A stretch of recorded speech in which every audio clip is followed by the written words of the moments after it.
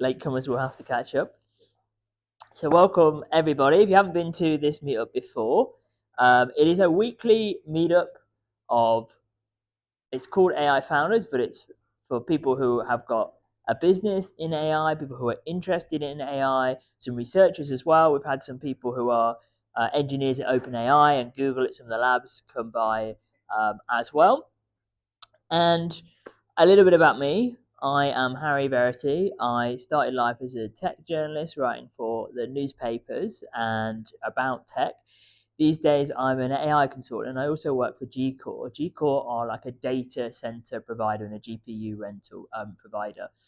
So if you're a massive enterprise and you want to run AI, you obviously can't give all your data directly to ChatGPT. So instead, what you would do is you would rent a GPU and we would set it up for you. So I'm their content creator. I make videos every week about all the crazy stuff that's going on in the world of AI. So I try to run this more, I guess, as a class or as a lecture. And hi guys. Yeah, take a seat, take a seat, take a seat. Yeah. And really give a curated version of what has happened in the news in AI this week, and also do a little bit of demoing as well. So I thought that maybe this week we would have somebody who is a founder be able to join us, but he's a little bit burnt out. So he built his startup to from nothing really. I had a conversation with it when he started, which was a clay competitor. He actually sold it very recently for 6 figures. So I was hoping he would come and do a little bit of a presentation, but he may make an appearance next week. So as you can imagine, when you've just finished an exit, you're pretty burnt out. So unfortunately, he might be here next week, but a really great success story. So we have some people who are founders who are generally building stuff, and hopefully that inspires people as well about what they can do. So today's agenda, we're going to be talking about something called file over app and why it's important with Obsidian. We're going to also be talking a little bit about Suno and some of the advancements with that. We're also going to see if we can get Claude to work with our apps on our computer. This is very new. This came out about a week ago, and I'm going to talk you through when to do that and the use cases for it, and why that might not actually be the right way forward, why we might be actually not using that as much as we think. And then finally, the part that everybody wants to know the answer to, what has happened to my YouTube channel. I very provocatively put out a YouTube video on my own channel last week. It was a recording of this meeting saying I fired my video editor. So what happened 15 days in, 2 weeks in? What are the results? So yeah, stay tuned to the second part of the meeting if you want to know what happened. So, yeah. Somebody did predict that they were like, "Oh, you're going to be a millionaire from shorts and from clipping." So yeah, place your bets if you think that happened. So onwards with the show. And by the way, what we'll do, I think I'm going to switch things up a little bit this week, and we'll do a bit of networking and a bit of an introduction at the end, just so that we can get through the agenda. Yeah, yeah. So let's start with something called with Obsidian. Who here has heard of Obsidian? Oh wow, that's really really good. So yeah, just to fill people in who didn't put their hands up, who don't know, Obsidian is like a note-taking software. This is it. I am a big advocate of it, and it's free and open source. To an extent, there are certain features that are paid features. If you want a mobile app that syncs with your desktop app, you've got to pay for that. If you want their publishing feature, which allows you to publish a website, you've got to obviously pay for hosting and paying for data. But in general, it's a software. It looks like this. So one of the cool things about it is it's very fast. So if I want to start a new note, obviously you can categorize notes in these very handy filing system. But if we press, let's say here, and I press Control N for new note, I can say this is the AI founders meetup, and let me, while I remember, record my screen. Otherwise, so if we say AI founders 31st of March, and then I can put this. Who knows what language, coding language this is? Kind of coding language. Yes, you got it. You got it. This is going to be very important to what we're talking about. So I can say, okay, the agenda for today is Obsidian, and we're also going to talk about. And then if I want a H3, I can go like that, and I can say, okay, maybe we want to talk down Markdown with ob, ob, ob, ob Obsidian. So it's very fast. There's a lot of cool keyboard shortcuts with it, and if you press like this, you can do some cool things like you can add audio to it, we can tag, we can put a bookmark in there, we can put images, and there's all kinds of open source plugins that people built get for it as well. Now, why am I bringing this up in relation to AI? You're like, what are you doing? Anyone who's come to these meetings a lot knows I'm a Notion fanboy. So why am I cheating on Notion with with Obsidian? What's Harry doing? Well, he jumped the gun. He jumped the gun. Claude Code and Claude in general and Claude Code work. Why, my friend, is Claude Code relevant for this? Do you want to help us join the dots? Yeah, I also set it up. I guess you set it up with Claude Code. Yes, yes, yeah, And, we'll do, yeah. You probably organize all your knowledge base, like all your files and connected Yeah. links, and Yeah. it creates like a mind map of Yeah. your. Why is that important? I've alluded to it already. Why is like Obsidian in this unique place to be able to do that?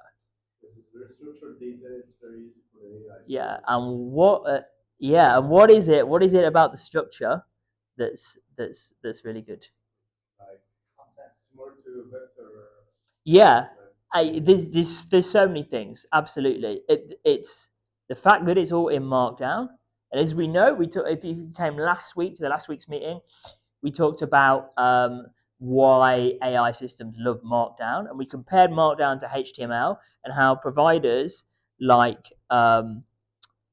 Gcore are actually increasingly trying to come up with solutions that will convert HTML to Markdown at source for AI agents. So Markdown is a huge part of it. So all Markdown is those little hashtags you saw, organizing things in header 1, header 2, header 3. So if you opened up a Google Doc and put some headings in there, guess what? You've used Markdown without even realizing it.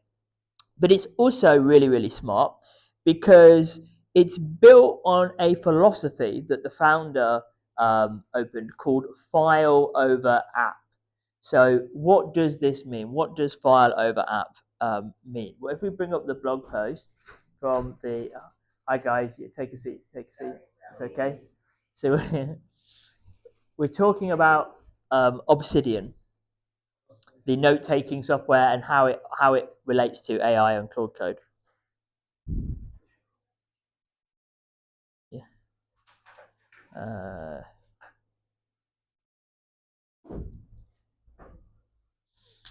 So this is the founder of the blog of the founder of Obsidian, Steph Ango.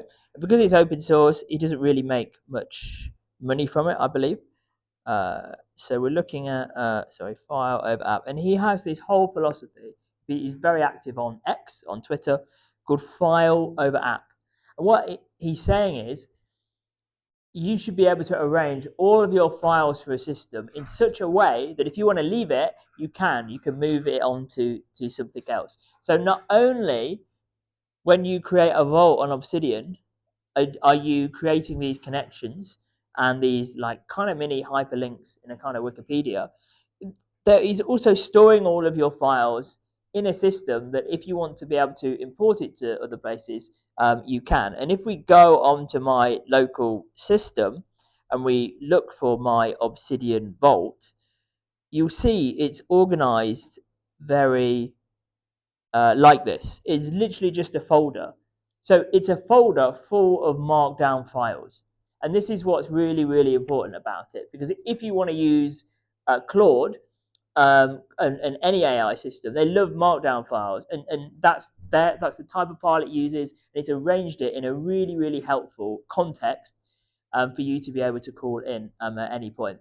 And if you go on Cowork, and indeed in Code, it's going to ask you where do you want to store your files. So you could technically have them stored within your Obsidian Vault, and you could be asking it to call your Obsidian vault when you need unique context. It's almost like you have unlimited context. So the two go hand in hand and sync really, really well. So if you're considering, doing some really cool things with Claude, then setting it up in that way could be really, really useful. Because it's open source, it means that anyone can build on top of it as well. And it sits, by the way, locally on your machine. So if you're paying for their premium version, I think there's a way of syncing what's on your local machine with what's on your phone, but the files remain on your system. They don't go into a server that's not controlled by you. Let's see if we can get my Obsidian Vault up. Yeah, so you just open up my Obsidian Vault, and then you can see it has all of my files in here, and they're all markdown files. So all of these are really easy to read from an LLM, which is really cool, and they're really easy to just plug and play there. When you build a skill on Claude, who here knows what a skill is? Yep, everybody. You guys are super smart. You know what a skill is. You know what Obsidian is. You can basically that is just a markdown file. A skill is just a really long markdown file with all the information in it. So you're speaking the language of LLMs, basically. So yeah, I wanted to bring this to your attention. It's getting a lot of talk recently. There's a lot of people online who are talking about how they are using their Obsidian Vault with Claude. You're absolutely right as well about the mind map, the graph map as well. Who knows why that's important? So this is what we're talking about when we're talking about these connections. Mine is admittedly very small, this graph view, where it shows you all the different connections between things. Why is that important for an AI model? Who knows? Anyone? Yeah, context. This is mapping it's mapping how the brain is mapped out, right? But this is how a neural engine is actually structured. It's similar to it, yeah. With all the different connections pointing to each other. So when you look at when you do something called RAG, retrieval augmented generation, which is kind of what we used to do. It's fallen out of fashion now for extending the context for models. Uh, Part of this would be setting up a database like this that had all of the connections as part of the retrieval. It's called exactly, yeah, exactly. And so when an LLM is trying to parse all the different connections, and you hear people talk about things like the vector space and where they're based, and when you visualize that, it comes out at the same thing, all the tokens and all the connections and all the weights and how much they're mapped out between each other. So it's really speaking the same language that AI is speaking, and that's the fundamentals of deep learning, is looking for predicting the next token. That's all we're doing in effect, and we can map those out and the relationships between them very nicely on a vector database like this. Does that make sense to everybody? Yeah. Great. Good. I know all Yeah. that, but of course, I also built that, Yeah. but I don't know how to use it, right? Yeah. I mapped everything, but I don't know how this helps me so far. Yeah. Okay. Interesting. How is it? So it allows you to see the connections between your different ideas for you visually. I don't necessarily know whether this helps um, Claude in any way. I think what helps Claude more is that it's in Markdown and that there's connections between it. But I would imagine something like this would be quite easy to replicate in something like a LangGraph or LangChain. So you're kind of replicating the same thing is the point. Um, Obsidian now also has a CLI tool as well, a command line interface tool as well. So you can run commands and get it to do stuff from your terminal as well. So you see this sort of connection all the time, which is really cool. As Claude is doubling down on Markdown and Claude Code is doubling down on Markdown, you also see how other tools are kind of building around it and other things are becoming more important. And the fact that you can use it in your command line as well Super kind of interesting and cool.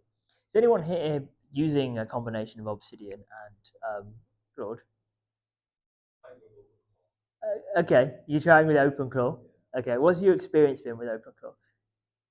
Just to give it so I wrote like a summarizer every Yeah. file, just like run it contract basically to summarize my whole day's history, just dump it on single file on one profile. So in the future, it refer back to oh hey, what was I talking about this project? Yeah. Absolutely. And one thing you can't do if you just keep writing lots and lots of chats is then very easily have it refer back to them because it's just got a simple keyword search over its past chats. But if you can build a skill that points it to a markdown file, you could say, for instance, go away and check these files and then bring them back. And later we're going to see that a little bit in action in what I've built for YouTube. I built it with Notion, but it works with Obsidian as well. So it can go away, check all of your files, and then bring back the relevant context, but also update them as well. So you can schedule a task to go away to the internet or to different places and to update your Obsidian vault with a new Markdown file as well. Just add a new one. Amazing, actually, Notion and Code. Amazing. Yeah. So Yeah. 3 days ago, Yeah. we spun it up, and it actually so all of the customers that we have or any meetings that I have organizes it. I don't need a CRM, and then I can actually dive into deep research on the actual talks that I have. So I can see how I'm doing in sales. I can see if I can follow up with them, everything that I want to know in detail. Perfect. Yeah. And if it runs, it just tells me what's Amazing. full transcripts and everything, right? Amazing. Yep. Amazing. I think I use it for one level after it's actually making proposals. Yeah, exactly. Yeah. Exactly. Yeah. Amazing. Yeah. Yeah. So we've got proposals and sales calls. What are the other use cases that people have been using? Sort of context and Claude with this. Yeah. Cool. Yeah. Yeah. The new feature that's really good is the carousels. Oh yeah. Yeah. So have you connected it with Canva to use carousel?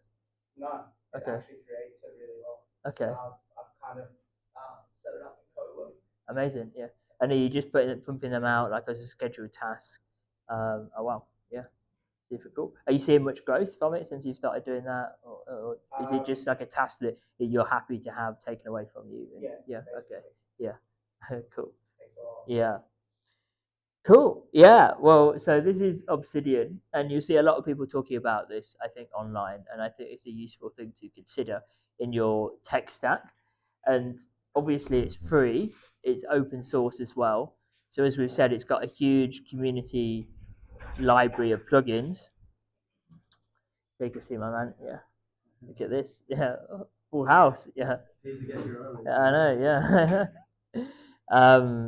Yeah. We'll be standing room only soon. So yeah. So we're talking about Obsidian, and we're just wrapping up our discussion on Obsidian. So yeah, it's got a huge community plugins that you can use as well, and a whole bunch of chats as well. You can obviously bring your own API keys to be able to chat with all your data as well, or you can of course chat with them in Claude as part of your subscription as well.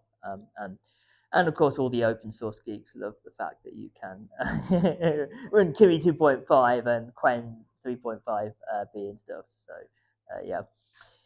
All right. So yeah, that's the first story of the day. I thought it was worth bringing your attention to. So, what about Claude, our dear friend Claude? So we've talked about Obsidian. Claude seems to be getting better and better and better. I don't know about you. A massive, massive fan of Claude. I've always used it. I've never really been a subscriber to GPT. So full disclosure, I'm biased towards Claude. That is my LLM of choice.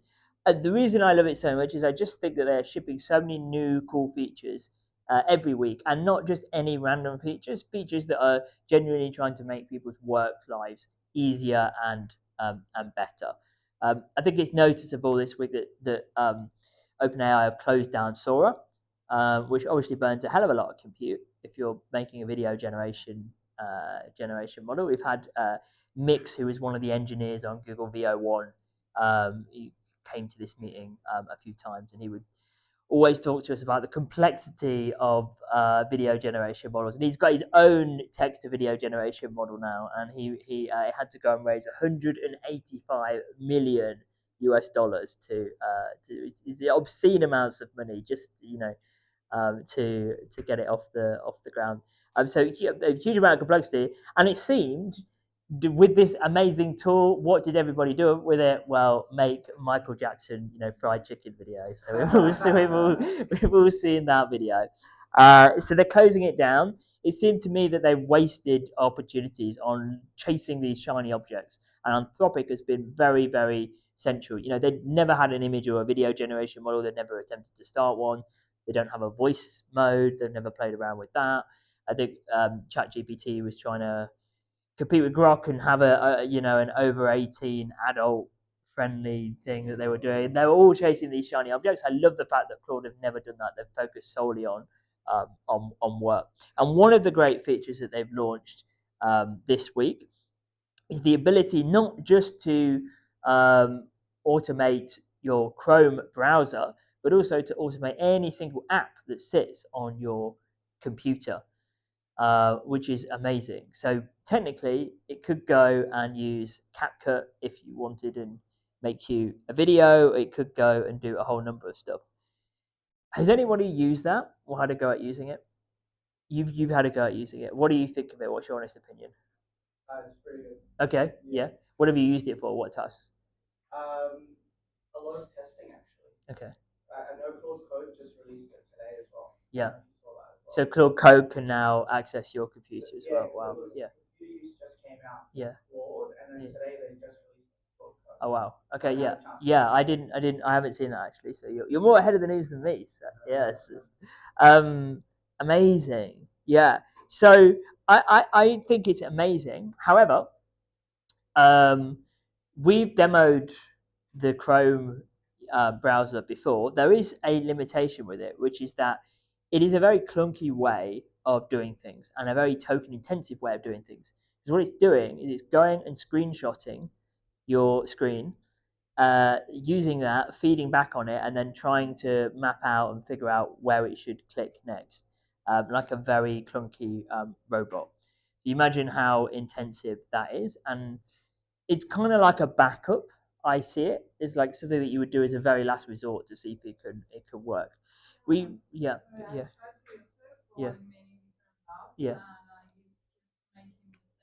Mm.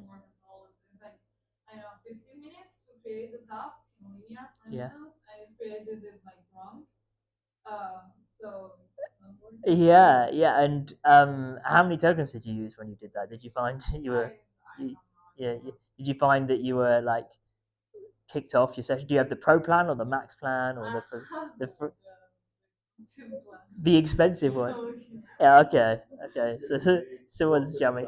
Yeah. The worst is when you exit it by mistake because it doesn't remember. Yeah. I find that this whole field of technology, we're not going to use it. We had a really good discussion last week about how we're essentially building two versions of the web at the moment, especially with this kind of HTML to Markdown conversion. It's so inefficient to try to access for an agent to access the web in the way that a human does. However, it's really cool that it's there as a possibility if you get stuck with something. So we did use it successfully in this meeting. We had Ryan coming for a while. Ryan has a bunch of rental properties in the United States, and he wanted some competitor research. So we said, could it go to Airbnb and find all the relevant properties and then put them in an Excel spreadsheet for him? And it did a pretty good job. It took a very long time though. I think we set the task at the start and then at the end. Yeah. So this is a sorry. Yeah. So, yeah. Exactly. Right. So this is my whole point is you could use that, but let's go into Claude for a moment and let's look at some of the extensions that we have available. So if we go here and we say there's connectors and capabilities, and we press browse connectors, you can see the huge amount that have been added to this. We've not really been paying attention to this. year after year after year. Figma, Monday.com, obviously Notion, Vercel for building apps, Wix, Dice. So increasingly, what you're seeing is, do we really need this if every single piece of software is now catching up and building an MCP server or building some kind of API connection to Claude? So, sorry, it's very very interesting. I don't believe that LinkedIn is in there. Link, yes, yes, indeed. They are the happy for yeah, yeah, absolutely, yeah, absolutely. Yeah, yeah. Yeah. So who here is in the GTM space? You sound like you're clued up in the Appify instantly, Smart Lead. Uh, yeah, yeah, exactly right. So this whole game is changing somewhat. Anyone who is in that space knows that the holy grail is, can I like scrape what's on LinkedIn, and they are pretty hot on kicking you off or giving you a shadow ban for trying to scrape or automate anything on LinkedIn. They always require your cookies. Yeah, yeah, still banned. Yep, still, yep. Phantom Buster is a favorite tool of mine. And everybody, I'm in like WhatsApp groups with all the GTM guys. I used to work for a GTM agency, and this is always the topic of conversation. Can we get LinkedIn? Can we scrape it? Clay, I believe, for a while when you went on Clay, it would tell you you could get LinkedIn, and then LinkedIn got really funny about it, and you can still scrape, but it's kind of like they don't officially say now that it's LinkedIn. So yeah, I don't think we'll be seeing a LinkedIn connection anytime soon. Um, I wonder whether LinkedIn will need to transform at some point. They haven't done a very good job at trying to sort of stop the flood of AI generated slop. So we'll see. Everyone's kind of realised it's the place to go to get leads. So yeah, LinkedIn. I don't think we'll be seeing them there anytime soon. I mean, sales nav. I feel like you can pay, what is it, $500 a month? Is it for sales nav? Who pays 100? Okay, maybe not that crazy. Yeah, you can pay them the money, and apparently then that like decreases your chance of being blocked, but they still might block you. So you pay them some cash, and maybe they won't. So I really think what the play that LinkedIn want is you to be able to use LinkedIn ads, so that you can put quite a high spend on LinkedIn ads, and you will see some results. So yeah. Anyway, we've gone on a little bit of a side quest. So that we won't be seeing LinkedIn in here anytime soon. I see, but the whole purpose of this is to really to paint the picture that having API programmatic access to Claude, I think, is going to be the way forward. It's going to be far better than actually being able to use like a screenshotting tool, essentially. Do you want to grab my chair? Are you sure?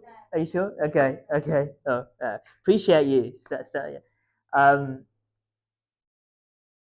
Yeah. So, but look at the amount of connections that are here now. Asana, Aurora, everybody is kind of built up to this, and I would suggest to you that even if you don't see your integration here, anything with an API key you can now give to Claude, and it's going to be able to figure it out.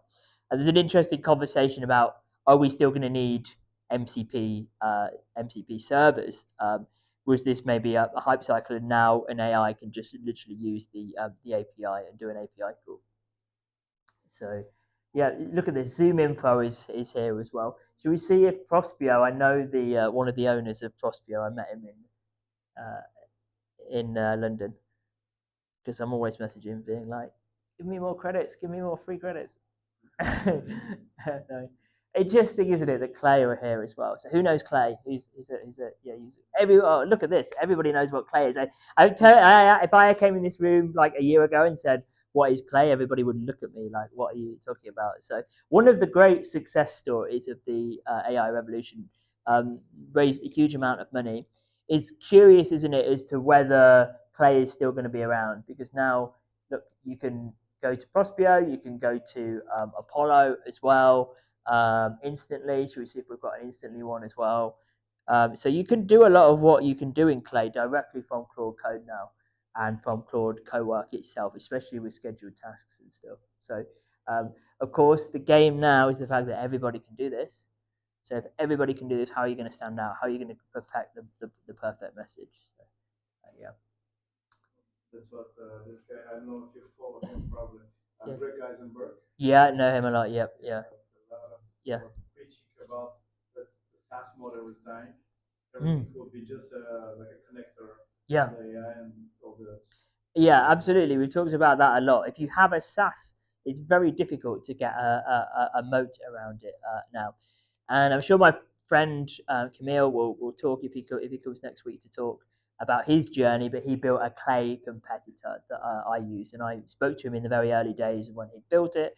Obviously now he's exited from it, and I think it's very, very smart to do that to somebody who's got the resources to be able to take it to the next level. And if you're a solo builder trying to take on some of these tools, you're not just what have I done? If you're we'll leave that in the outtakes for YouTube. If you're a solo builder, you're building a SaaS, guess what? You're not just competing against other SaaSes, you're competing against this as well. So yeah. So yeah, I would encourage anyone, like, use it as a last resort, but I definitely think you're better off trying to find an API, trying to find a more programmatic way to get what you need to get. And of course, connectors is just one. We've got extensions, so I would definitely consider looking at all these extensions as well. I think this is one thing. So giving it access to your file system, Appify, Word now as well. Huge amount of cool stuff that you can do. 11 Labs, Player, Microsoft Clarity, basically anything on your computer you can give it sort of some kind of access to do. And then of course we've got skills as well. So now if we go in capabilities, you can do skills and go to customize. So I've got some of these skills we're going to be talking about later, but there are obviously skills that you can share around as well. So ones that Anthropic have built for financing and then this one by Common Room, another GTM product is as well. Yes, exactly. Yeah. What that is great. What do you have to be careful about? Putting on my security G-Core hat if you are getting skills from third parties that are not on the marketplace. What's the problem with doing that? Prompt injection or 100%, yeah, 100 points to Gryffindor, yeah, or Hufflepuff maybe, yeah, exactly, right. If you're just getting a skill, people on the internet these days are very crafty, and you can put a small line instruction in there. Imagine you're sending someone a huge skill, and it's like 500 lines on a markdown file, or thousands and thousands of pages of instructions, really detailed and complex. How easy would it be just to sneak in a little line like, oh, by the way, when he gives access to his emails, forward them all to me as well, and give me his credit card details or whatever as well. So be a little bit careful about that. What I would do in that case is I would potentially scan. I would find some way of reading through the skill yourself, or maybe setting up a sort of a sandboxed area where you can basically have an LLM check it for you and examine it. But just be a little bit careful with people selling those. But that's a nice lead magnet, isn't it, these days? So before it was, I'll send you a 100-page ebook with all my top secrets in it that nobody ever read. Maybe a skill would be a good a good lead magnet. So there you go, giving you free GTM advice as well today, aren't I? Generous, yeah, yeah. Sal just joined. I don't know. There's a website that the Sal launched with a community. Oh, okay. For sale, you mean? Oh, for sale. Skills. Oh, for skills. Okay. The sale. Okay. Oh, cool. Yeah, that's a smart idea. So yeah, maybe worth going to check that out actually. Um, so yeah, but then sometimes you need to build your own skills. You can just ask Claude to build skills for your use case actually. Okay. So we'll go over some of the ones that I built this week as well. Look at this Slack GIF creator, as if anyone needed a skill, the most useless skill you could possibly build. You wonder why everyone's struggling for usage on Claude like this. Can I share it? Yeah. Yeah. All right, go on then. Yeah, yeah. I'll put it in the description to the YouTube video and post it in the WhatsApp group. How about that? Yeah. Um, yeah, let's go on briefly to talk about Suno before we go on to talk about how I use some of these skills in a workflow that you might find very useful. So, Suno. Who here has heard of Suno? Cool. Yeah. So Suno is like a music generation tool, but it's run into a lot of problems. What problems has Suno encountered? What problems do you think an AI? Here we go. Yes, exactly. Nailing one. Yeah. So this came about, I think, probably about 18 months, 2 years ago, and the quality of it is amazing. But the way that they got this quality is that they pretty much trained on licensed music, and there was Sunio and Udio, and innovations with them stopped for a while because they got so bogged down with these music companies who were suing them to the teeth, and they, I think, had to settle or enter into some kind of agreement with them. Suno seems to have rided out that wave pretty well. And then 11 Labs brought out their music creator, and that is entirely used licensed music to basically source it as well. But Suno brought out a brand new product in version 5.5, which we're going to have a little bit of we're going to be able to see it. I don't subscribe to Sunio, so yeah, here we go. So this is the decoder, by the way, for those that don't know, that don't come to this meeting. I think the decoder is the best place to get up-to-date news for AI. I'm a little bit biased because I used to write for them. I've written about 40 or 50 articles for them, but as well as being biased, I genuinely do think their journalism is top quality. They're not hype. Their slogan is AI news without the hype, and I think it's technical enough for most people in this room to be able to understand it with a little bit of nice. It's not a like reading a research paper. So it's somewhere in the middle between reading something you would read in the mainstream press about AI. You need a little bit of knowledge about it to access it, but it's not like you need a PhD in machine learning to be able to understand it. Having said that, they do comment on the main research papers that come out as well. So AI music company Suno has released version 5.5 of its music generator. So beyond improved sound quality, users can now sing with their own voice, and you can train the model to match their personal style. So you can sing to it, and then it's essentially going to auto-tune you and create your own songs that you can publish. So if you want to be the next Justin Bieber, guess what? You can do. Yeah, I know, right? Yeah. So according to Sunio, these features will lay the foundation for the next generation of music models we're launching. So Sunio slips in that casually, but it's a hint of how the startup's legal battles might be going. So the company is currently fighting lawsuits, as we've said, from major record labels, and competitor Udio has been more or less swallowed up by Universal Music Group. So to settle this, the only way Udio managed to settle this is basically to sell out to Universal Music Group.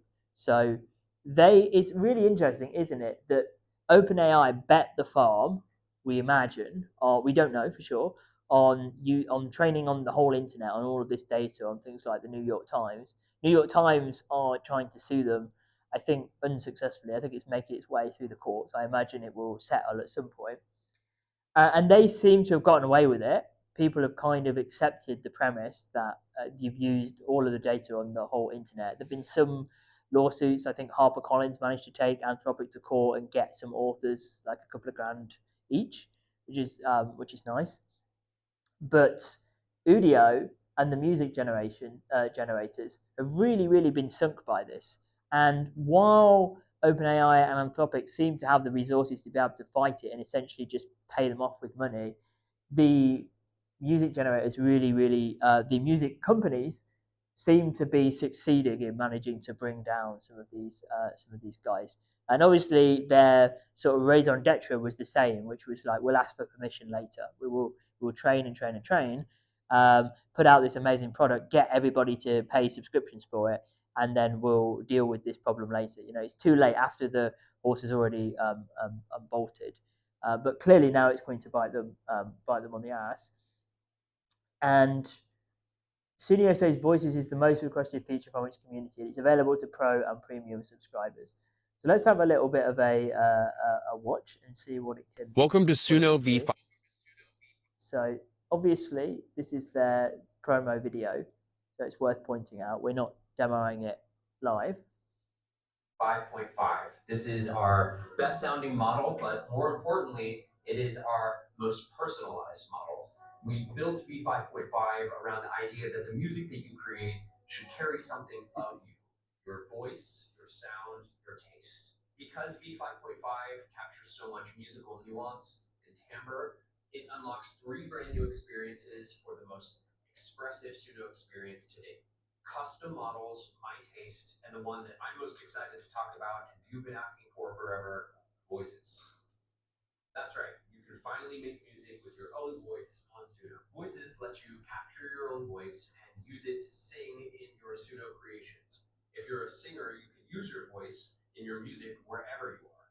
No need for a recording setup or a mic or a quiet space to get a demo down. And if you don't sing, you can finally experience what it's like to use your voice in your music for the very first time.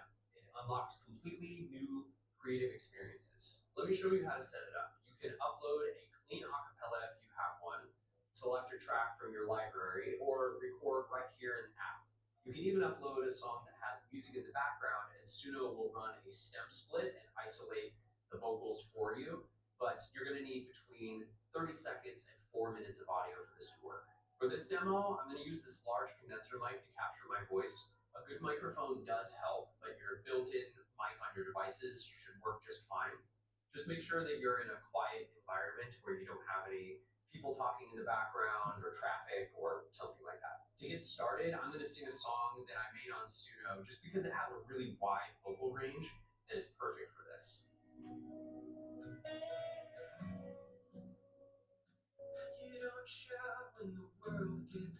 He's a good singer. Yeah. Oh, what the hell? Yeah. Yeah.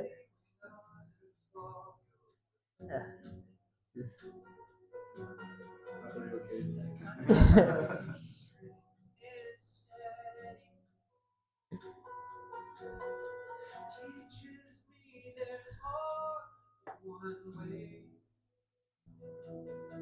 I'm learning how to carry my own weight by watching how you carry yours with grace.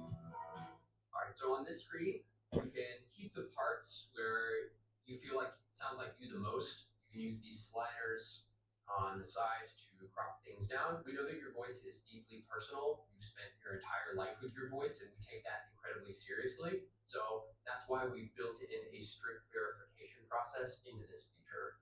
To make a voice, you have to read a specific prompt out loud. So this is quite interesting, right? So it means that you can't suddenly go and covertly record somebody and then have make money off of them singing. Why you would want to do that, I don't know, but yeah.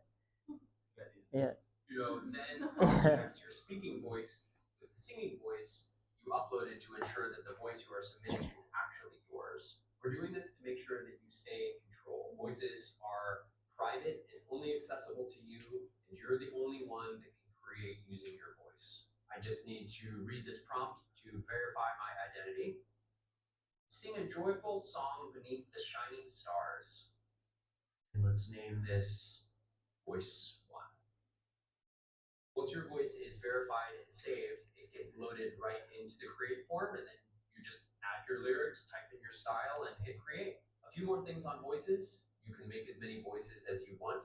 The audio slider will affect how much your voice comes through on the final track, so turn that up if you really want to hear your voice. And then you're going to get much better results if you sing in the same genre as your desired song. All right, let's use my voice to create a song. Got some lyrics here, I'm just going to paste them in, and then we'll come down here to the style. Let's type in melodic deep house. Now here's another new thing with V5.5 is a personalized magic wand. I'll explain what that does in just a second, but let's click that to fill out the melodic deep house here. And let's hit create, and we'll listen.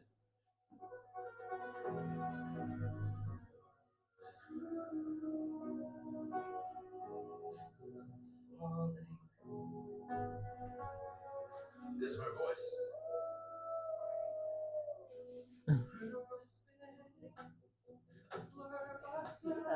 Like,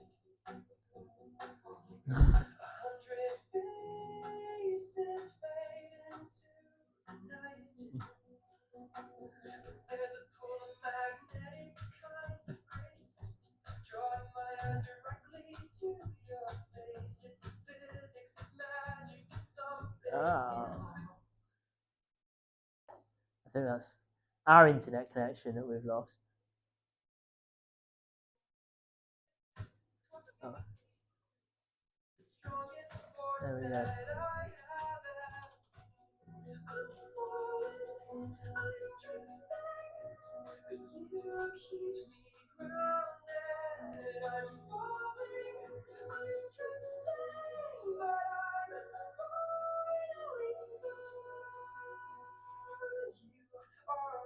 Center of gravity, pulling me in, setting me free, orbiting around you, lost in space. I found my universe right in this place, center of gravity, holding me tight, guiding me out. It's good. Yeah. So I mean, we can see how amazing obviously this is, and obviously it's going to make it kind of look amazing. But I mean, you could technically monetize this if you wanted to make yourself into a singer, you wanted to make an AI avatar of yourself. I don't know if you've seen some of the lip syncing that can go on now. I remember when that was really um, quite primitive, and now it's really expressive, and you can have these two people even singing to each other. Really impressive. Yeah. Kind of the same, not with music, Yeah. but you can just like upload your voice in KGM, and it creates an avatar and it makes the lip. Yeah, absolutely. Yeah, so you could do it that way, which is all in one, or you can actually create the images and you can prompt VO3 make the mouth move, and then you can use a separate tool for lip syncing as well if you want to get it even more precise, if you want to have control over it. So yeah, amazing the things that you can do. So Yeah. with this, Yeah. right, you can still, I know the replication thing Yeah. of the voice, but you can still use an RVC voice changer. I did it before, Oh, yeah. full album like Juice WRLD, Amy Winehouse, like, and added them to my own playlist using Suno. Yeah. But then I used an RVC to just put their voice on it, and it was like you can't tell the difference Yeah. at all. Yeah. Exactly. So Yeah. you could still, it's still like legal ground. It's kind of still there. Yeah, exactly. I was following somebody on YouTube, and they actually took all of their music down. Who'd done these just so original covers of like Michael Jackson, this really slowed down version of Smooth Criminal, and it got a really high following. And they'd actually put a music video to it as well. And I think some of it is still on SoundCloud. But yeah, YouTube tends to come for these some of these people. Well, it's not really YouTube, I suppose. It's the music companies who are really hot on trying to get this stuff taken down. Well, I Yeah. did Yeah. release music like Juice WRLD. Oh, yeah. So he's dead. Yeah. And that's still not been taken down. Okay, that's amazing. That's on YouTube, Yeah. SoundCloud, but Yeah. Yeah. Yeah, it's interesting to see how successful they are. I hear Michael Jackson's family are not very happy about these fried chicken videos going around. So yeah. And Seed Dance, does anyone know Seed Dance? This tool. yeah, this has had a lot of controversy about just how realistic it is, and there's some sort of, I don't know whether it's been released or whether there's the latest model they've held it back because of some the copyright issues. So, yeah. But anyway, yeah, just an idea for you guys. If you want to go down that route, you really can. The custom models is a really cool tool. Obviously, if you want to be safe, then you would use 11 Labs Music because it's fully licensable. It's been trained completely on data. Mix was telling me Mix has built is the engineer on VO1. He has obviously built his own text to video model, and what he was saying was that in Hollywood he has an advantage because the model that he's built after leaving Google is entirely sort of trained on licensed data. So if you go to Hollywood and you bring one of these music generators or you bring one of the video generators, and there's like a grey area, any kind of grey area, the lawyers are not going to okay it. They're not going to feel comfortable with allowing the movie to get made. You think about the economics of movies and the amount of money that goes into making them, and then the amount of return that comes from them. You could really screw that up if after making the movie, even 18 months down the line, there's a law that changes it, and suddenly they have to pay out a huge sum of money. So no lawyer is going to okay on that, but they would okay on something that is fully, legit and has been trained on a fully licensed data. All right. Well, let's talk about the good stuff then. The how have I done this week with my YouTube channel? So I'm gonna give you a little bit of an update for people who haven't been following the stories, like a continuing story. So 2 weeks ago, I hosted a workshop here with a friend of mine who's got a very high profile following on Instagram and social media, and together we talked about how we use AI, his workflow, and my workflow for um, fully sort of our whole pattern for making videos, basically. And I am very research based, and I do a lot of research. I use things like vidIQ. But one of the things that we said we'd not been able to crack yet was actually the editing. We were still, both of us, fighting, with video editors. I'm thankful that I do have a good video editor, particularly for the work that I do for G Core. But we're saying AI wasn't there yet. So I set myself a challenge. Could I set myself up a YouTube channel and get Claude to actually do the edits and figure it out? So what I did is I went and I found a British author. His name is Andrew Lowney, and he's an expert on the whole Prince Andrew scandal. So Prince Andrew's involvement in all the shady dealings with Epstein. Obviously, this is huge fodder, but he's a very respected literary historian, and his book is very detailed. And his book is really what led to the arrest of Prince Andrew, because he spent about 4 years speaking to over 300 people and just very carefully gathering all the evidence. Now, he's a really interesting, smart guy doing his bit to try to get the word out. And he's on every single podcast and he's on every single show that you can think of. And he's also trying to do his own YouTube, but he's not the best at it. Obviously, he doesn't have time, right? He's just trying to do every show that he can to get coverage. But he's a person from a sort of a different era in a way, who's trying to step foot into the modern era. Some of the big influencers all do clips really well and are all over social media. So I saw an opportunity. I thought, well, nobody is doing this. So I set up a clips channel and I started using AI to clip up the videos. I set up a skill to be able to do the clipping, and somebody has already mentioned Remotion, so thanks for bringing that up. The tech stack that I'm actually using is FFmpeg, which is a sort of basically a Python tool. So what's the difference between Remotion and FFmpeg? Well, FFmpeg is using basically Python. Remotion is using React as a coding language, which is more dynamic. but it's also, I think, got more memory to it. So I haven't seen much. We've sort of experimented with it a little bit, but really not that much. I don't think it's worth the headway in terms of it. Maybe it can do the captions a little bit but better. So I set up a whole pipeline, and this pipeline involved Gemini looking for Claude using YouTube's MCP, sorry, to look for all the every time this guy posts a video or is on a podcast, look for the most hookable parts, cut them up using Gemini, because Gemini can see and Gemini has access to YouTube, and then put the captions over them. And then after I figured out how to cut them up and put the captions over them, then I added in 11 Labs API to come up with a piece of music. I used FFmpeg to do the captions, and then I had it create a little end card as well. So it went into Canva and made the end card. So I started doing that and saw some traction. And then this week I've started doing long form videos. So last week, the subscriber count, I believe, was, I think we were at 60 or 70.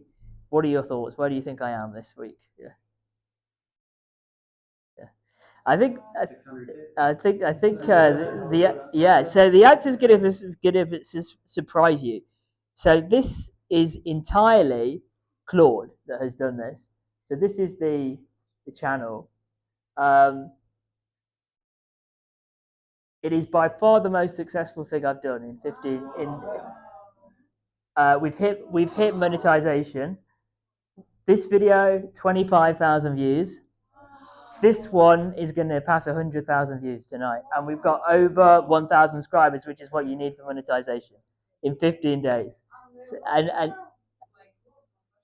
yeah, the thumbnails I'm making them in GPT image generator. So yeah, the thumbnails I love. Yeah, so obviously this is a start, and I'm not going to use Claude forever. Now I'm seeing it's getting traction. Obviously, I'm bringing in my editing team now. It's going to officially start making money. But let's dive into the analytics, and then I'll show you the videos that it's made, and I'll tell you why I think it's happened. So yeah, 1,369 subscribers, and then this video was the first one I put out, and if we look at the analytics, so it's got 25,000 views, and we gained 262 subscribers, and then the reach. Yeah, that's a very good question. I believe this one was slightly longer, maybe 15 or 20 minutes. 18 minutes, yeah, great. So it's been, so this one went out and I thought, wow, okay, I'm clearly onto something here now. And all the shorts got over 1,000. Most of the shorts get about 1,000 views as well, and they're going out twice a day.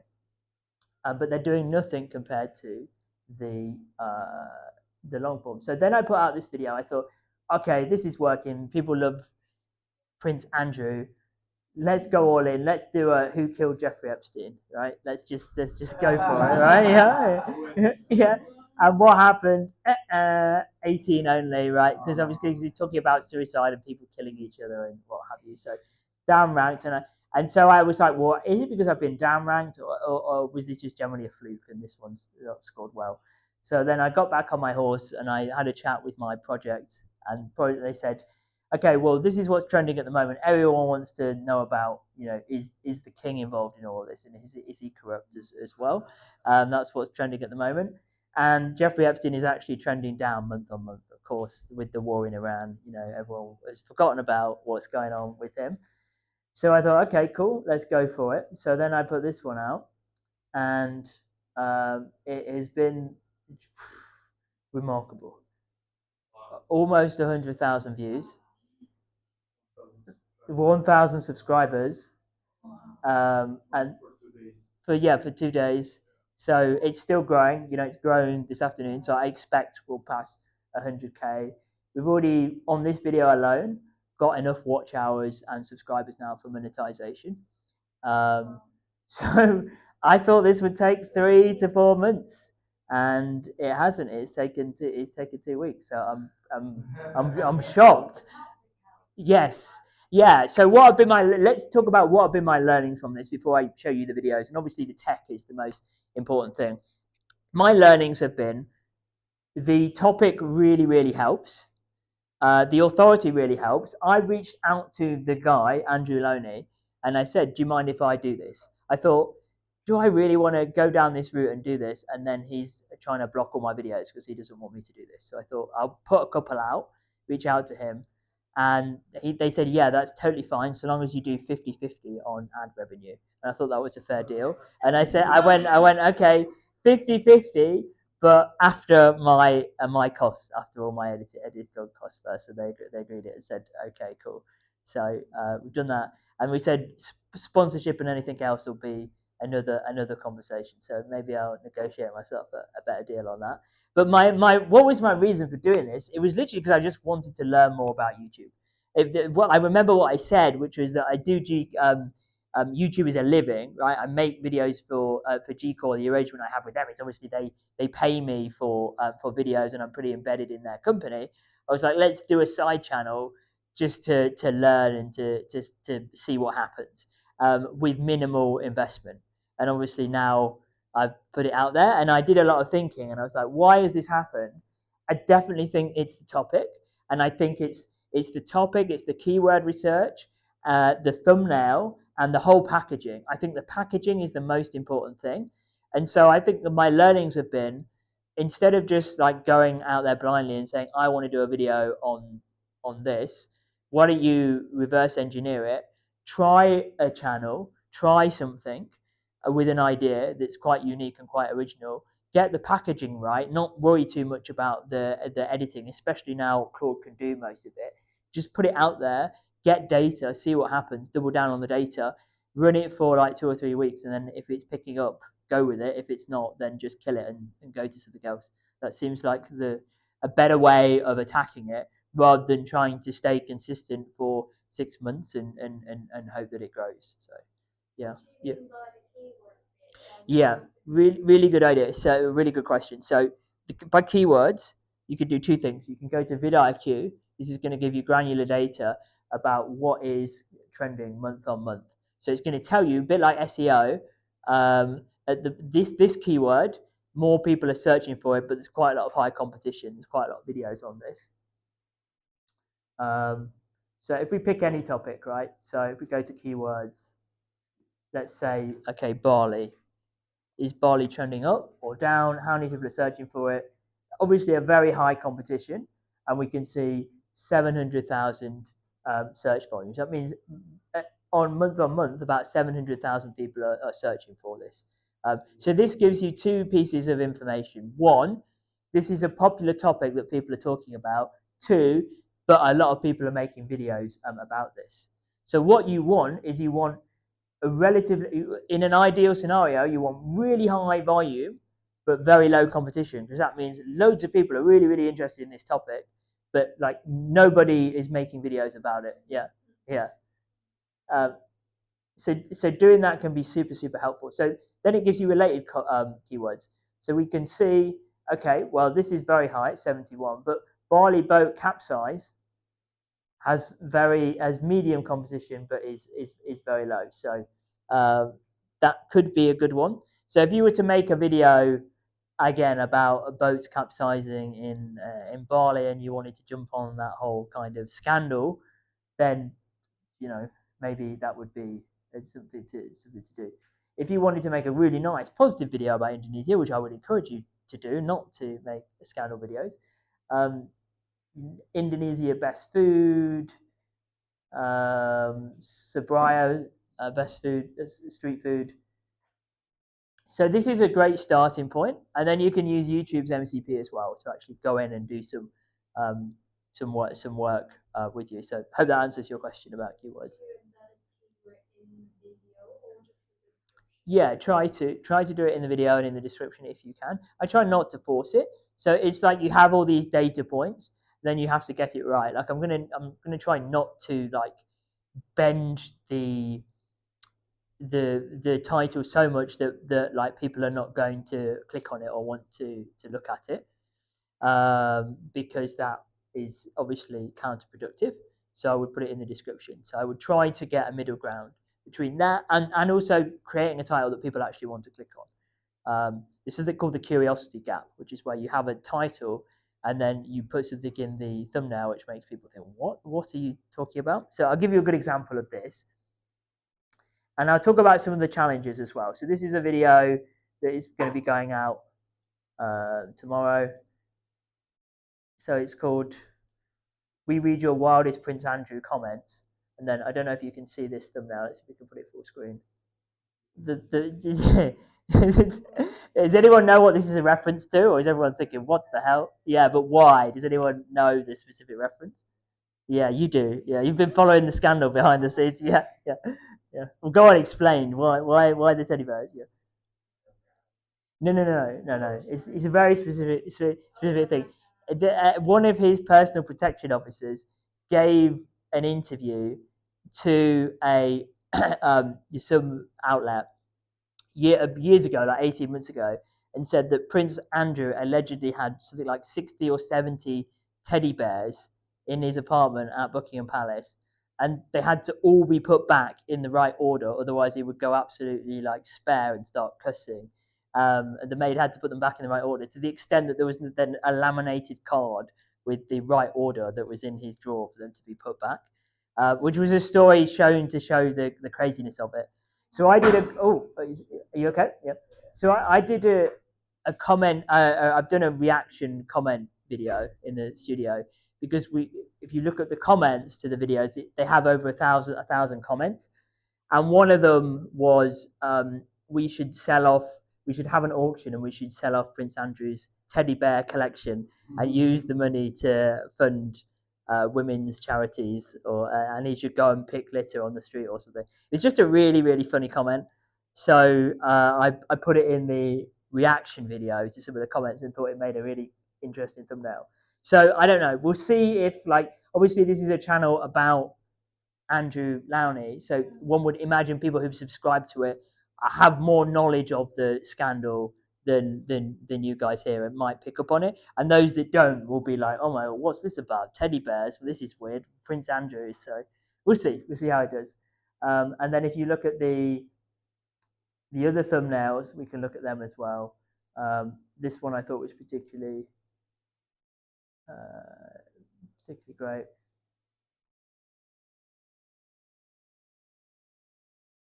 That's it. So it's what happens next to Prince Andrew, and then it's not going to show it to me, but it's maybe we need to edit it.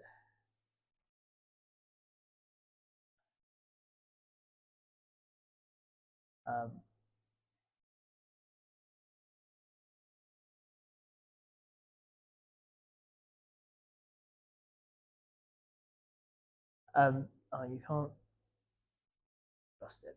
But it's like half private jet and then half prison cell, and you can see kind of like Dubai in the background, because part of the scandal is, was he going to take off to the Middle East somewhere and just live his life over there rather than face justice. So yeah.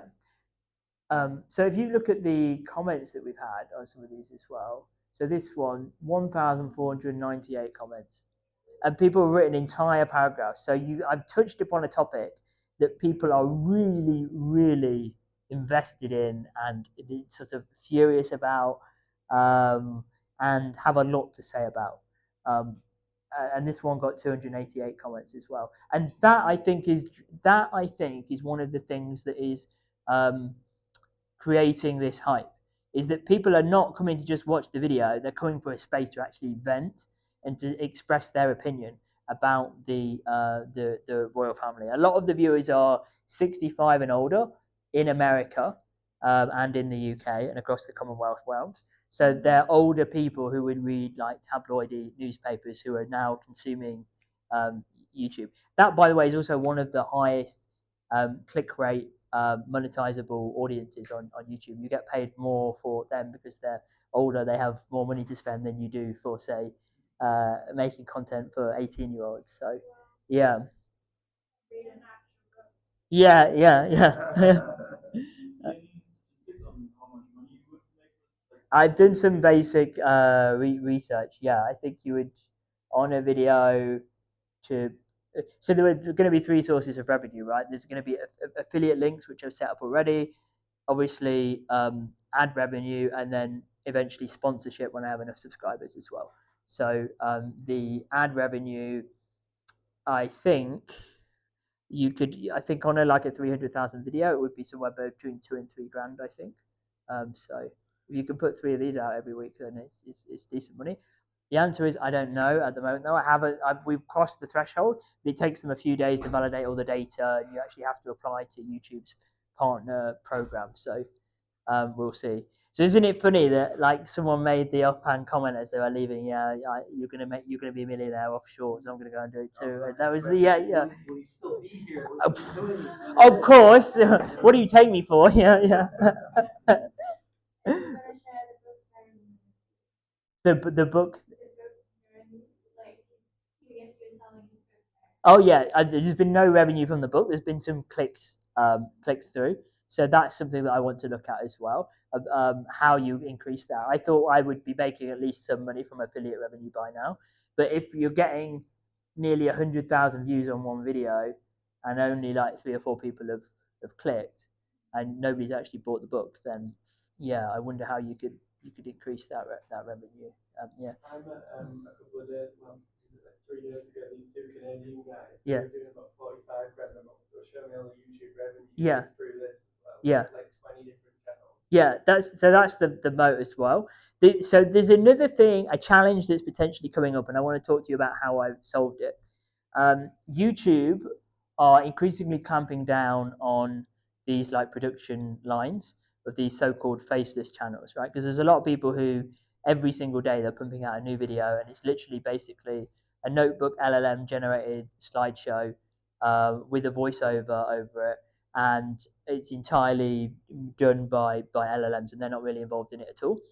And so they've updated their policy, and they're not saying you can't use AI, but they're saying it has to be original enough. And with the Clips channel, it's very borderline. So I've done sort of two things to try to mitigate that. First of all, I'm the official Clips channel, so I tag the guy in as a collaborator on the channel. And second of all, because I'm slightly worried that that might be a problem and it might stop us getting monetized, they look at the entire channel. So every now and then, I'm going to go in the studio and just do a reaction to comments videos, and I'm actually going to I have put my face to it, and in the description, I'm going to say like curated by journalist Harry Verity, and I think that will do two things. First of all, it prevents there's less of an argument that it's not like original content, because I've curated these clips myself. I obviously know enough about this topic to be able to, and what he's talking about, to be able to do it. And second of all, if I put in there that I'm a journalist and I'm putting my face to it occasionally, then I think that as a channel as a whole, I think that would be acceptable. So I'm hoping that that's what will work in my favor. Second of all, I'm also hoping that it actually drives engagement, because there's so many comments. If people feel that they're being validated and that they're being heard, obviously he doesn't have time to do it, because he's spending all his time, actually trying to investigate the royal family and the scandal, and he's doing enough interviews as he is. But for someone there to almost be a community moderator and look at some of the crazy things they're saying could actually help fuel the content. And I think when you put your face to it, obviously, I expect people are going to have their say, and it's going to become, it's going to be less anonymous. But it might create more investment, and that might drive up ad revenue. It might mean that when we get sponsorships, maybe I could get more money for them, because it would be me sort of selling them and saying them. And maybe in time, maybe instead of investing as much in editors, maybe the investment is in like a face to the channel of some description. But I'm not going to commit to doing this like every week. I'm just going to commit to doing it like when I have time. So maybe it's like once a month. But at the moment, the main play is just to try to make sure that that we're solid as possible, and there's not an argument that they can't come after it for non-original content, and they can't demonetize it. What do you think the CPM will be? with a channel like this. Yeah. Obviously, you had like an 18 plus one already. Yeah. Got Oh, clouds, yeah, it's like, yeah. So that's been a learning lesson, and I'm glad that that was the second video and not like the 10th video. I've just the battery's just died on my computer. Um, so I'm glad that was video number 2, and that wasn't like video number 20. I don't think we've had. I don't think that's a copyright strike. What happens is they've just said this content is only for people over 18. So then you can't search it unless you're signed in with an over 18 account, and so you're basically deranked on YouTube. They're not going to send. They're not going to just ship that out in the way they would other content. Um, so the lesson I've learned from that is just avoid uh, that topic or look for other angles on it. Epstein is sort of trending down on down, but just be smart about it, I suppose. Or yeah, exactly. Like, or put a bleeper over some words, like censor it, do the redactions or something, or yeah, make it funny. Be like, to see the unredacted version, you've got to go to the website or you direct them to Rumble or some other platform. Yeah, um, yeah, I'm super curious to see what happens with it. I'm also going to start experimenting with an editor as well when it starts making money. I think I don't have much of a moat if all you're doing is using Claude to edit, because other people obviously could put some money into it. So as soon as possible, I think the right move is to even if you're just doing like one video every 2 weeks that's edited by a team, and the idea would be to get those maybe to 500k or maybe even 1 million views on those type of videos with graphics and fancy stuff on. And I'm really lucky that I do have a good editing team that I'm working with already. So yeah. So there you go. I've shared with you my entire business plan. So go away and revel in it and make some money for sure. Um, but yeah, so takeaways from this, and we haven't really even talked about the tech stack as well. But we've talked about it in previous weeks. It's pretty straightforward. It's skills and YouTube MCPs and connectors, and a little bit of orchestration from me. But I mean, yeah, we'll see what happens. But what started as a side project looks like it's gonna go. But yeah, I do think that the way forward is to look for more of these niches and to just try them for 2 weeks and then see what happens. And if they work, they work, and then if they don't, drop them and try something else, and then be running 10 of these channels maybe all at once. It could be a little bit of side cash. So yeah, who knows? Yeah. All right. Does anyone else have anything to say about this before we do a little bit of networking and talking? Yeah. Yeah. Okay. Yeah. All right. All right. Well, yeah. Thank you all for coming. Before you go, I'll just plug a few things. Oh, I think the battery is